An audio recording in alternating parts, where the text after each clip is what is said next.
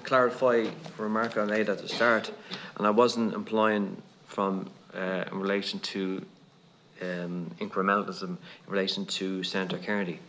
Sarah Kearney. I wasn't implying that you were scaremongering, but there are those that oppose assisted dying for all sorts of that do go into the territory of scaremongering. But I'm not saying you're scaremongering, right?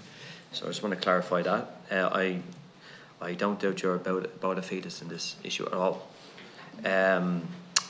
Just in relation to one question, and the question is, if we were to legislate for assisted dying and a kind of a limited kind of system of those that could avail of assisted dying, what happens in the situation if somebody that falls into the criteria, for example, if it's time limiting, the criteria as a term diagnosis less than 6 months to live, if that person has capacity but physically can't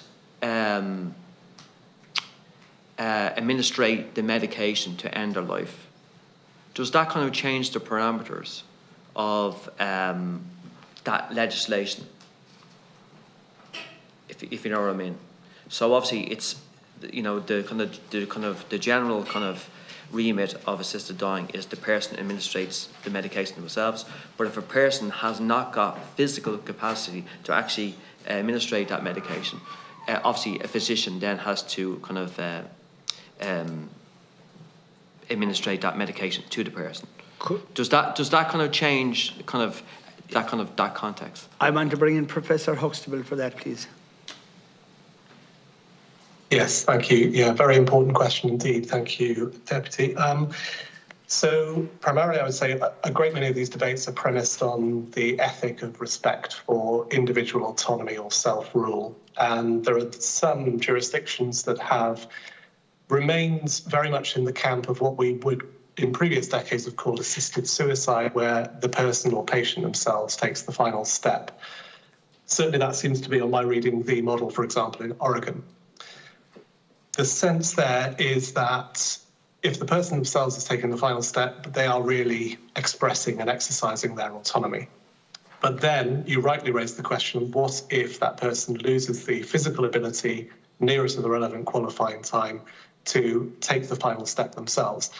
Then there are, of course, the Benelux countries, for example, have allowed for a model whereby there can be another person who intervenes, such as a doctor, who themselves takes the final step. And that more resembles, as I mentioned at the outset, what we used to call active voluntary euthanasia. So I think it would be very much a question for the committee, for the Parliament, to consider, do we want to consider for all of these possible, and this is one of potential variety of more borderline cases where you might think, well, if this person's eligible, why isn't that person in that circumstance not eligible? So I would turn it back to you as legislators to consider how far do you want the qualifying criteria to extend.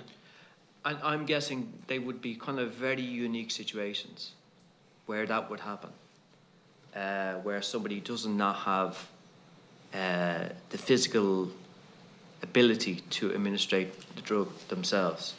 It would be very unique circumstances, but I'm sure it could be accommodated. I'm not sure if I think it happens in New Zealand. If that person cannot physically administrate the medication, then they're helped by a physician. But again, I don't think that changes the parameters of assisted dying in relation to the New Zealand model. Doctor, do you want to finish that? If I may, thank you very much, Chair. I would just briefly add in that regard, there may be one other case to consider in this regard as well. I confess I do not have the data or the reference to hand, but I recall reading somewhere instances, thankfully very rare, in which there was a failure to, if I use the rather clunky language of the paper, complete the assisted dying or assisted suicide, where, for example, the medication's taken, but it has not, or not quickly, resulted in the end of the person's life. Then there is a lingering question, well, what should the observing party, such as the doctor, do, if anything? If they are constrained by an assisted suicide only law, they cannot do anything, potentially with the result that the patient will have a fairly poor, to put it mildly, dying process. I will happily try and find that reference for the committee if that would be helpful. Thank you very much, Professor.